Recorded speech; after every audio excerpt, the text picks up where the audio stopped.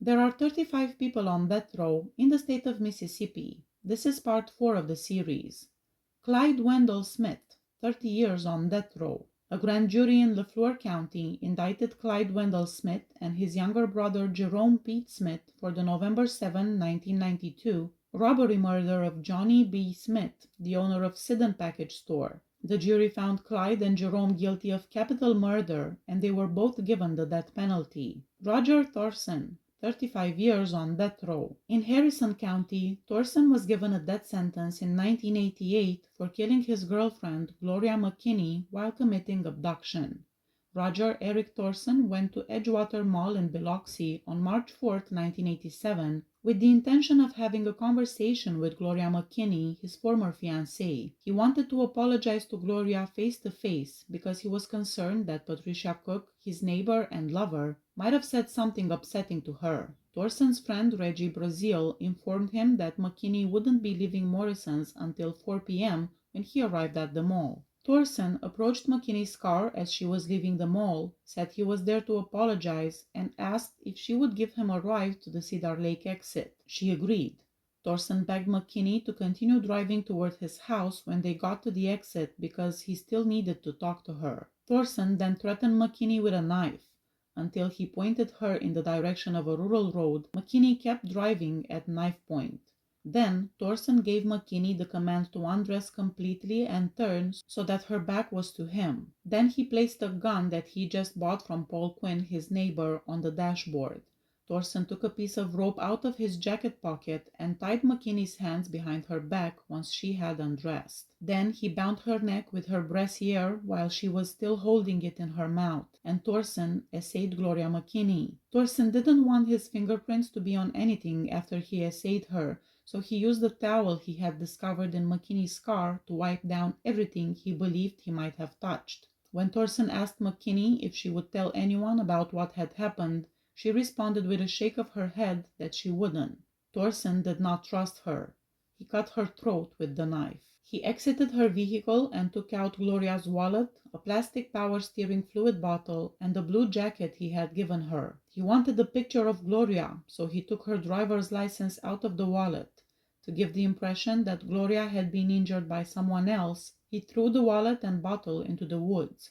Gloria was sitting in the car at this point, her neck wound still bleeding. She managed to exit her vehicle.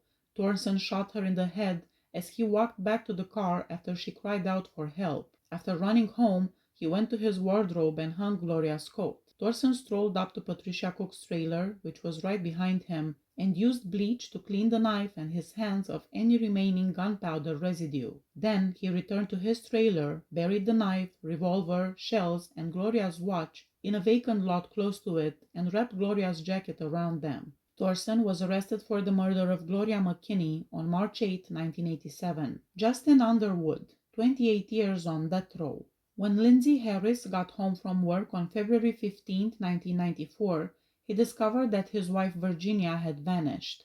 The following day, her body was discovered in a forested location about a mile and a half from her house. 4 shots had been fired at her. On the morning of the crime, Underwood's car was spotted close to the Harris residence, according to testimony given during the trial. Underwood's uncle testified that he had retrieved his .32 caliber revolver from Underwood's car after it had been reported stolen before the murder. The firearms expert from the state attested to the fact that the bullets taken from Virginia Harris's body came from that particular weapon. Underwood acknowledged during questioning that he had used the pistol he had taken from his uncle to shoot Mrs. Harris. He claimed that Mrs. Harris had requested him to murder her, claiming that she had contracted AIDS from her husband.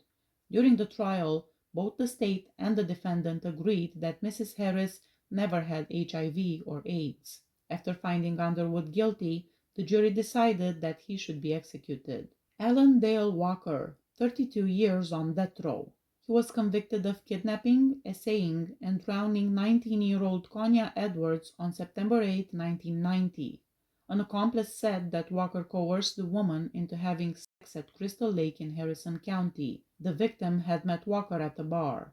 The accomplice said he and Walker held Edwards under the water until she died. Derek Demo Walker, 20 years on death row. The state of Mississippi sentenced Walker to death for the murder of his next-door neighbor. Walker killed the victim with a knife, then set the house on fire to hide his crime, according to court filings. Derek Walker was allegedly robbing the house when Charles Richardson, the victim, startled him. Tony Terell Clark, 5 years on death row. Fad Saed and his 13-year-old son Muhammad were co-workers at Fad's convenience store in Canton, Mississippi, on the evening of October 27, 2014. At the age of 13, Fad left Yemen in the 1990s to relocate to the United States. He grew up in California, working at convenience stores with his parents. After moving to Canton, he kept working there until he could afford to establish his own business, which he called Fat Boy. While Fad's wife and 2 daughters resided in Yemen, Fad and Muhammad lived at the back of the shop. At around 10:10 p.m. on that particular evening, Fad was seated right behind Muhammad at the cash register, talking on FaceTime with Muhammad's mother in Yemen. Just as Muhammad was wrapping up a deal with Marcus Sanderson, a frequent customer, Clark and his nephew Teonta Clark walked into the store. No other customers were in the store at the time. Clark approached Muhammad silently and fired a single, point-blank bullet to the left side of his head, instantly taking his life. The gun jammed when Clark tried to shoot Fad. Immediately, Clark moved around the service counter, racked the slide of the revolver, and aimed it at Fad's head. Fad was able to dislodge the gun. After inflicting Fad a gunshot wound to the stomach, Clark commanded him to give it up. Clark approached the cash register, climbing on top of Muhammad's body and snatching his cell phone with his downward reach. After asking Teonta where Fad had stashed the store's cash, Clark made an effort to access the register. A car pulled up to the business at that precise moment. After Teonta informed Clark, the 2 men took Muhammad's cell phone and exited the store. Once the 2 women got out of the car and entered the business, they discovered that Muhammad's body was laying on the ground. One of the women made the quick decision to call 911. Authorities identified Teonta and Clark as suspects right away. As he was exiting the store, Anderson, who knew both Clark and Teonta, noticed the 2 men entering. When Anderson heard the first shot, he fled from where he was standing outside the business, where Clark had just shot Muhammad. Later that evening, he went to the police station to provide an official statement. Fad knew Teonta and Clark as well.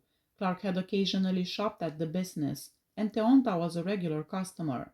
At the trial, Fad named Clark as the gunman. Authorities obtained footage from the store's 7 security cameras, which provided the most incriminating evidence in the case. The footage showed Clark and Teonta entering the store and Clark killing Muhammad.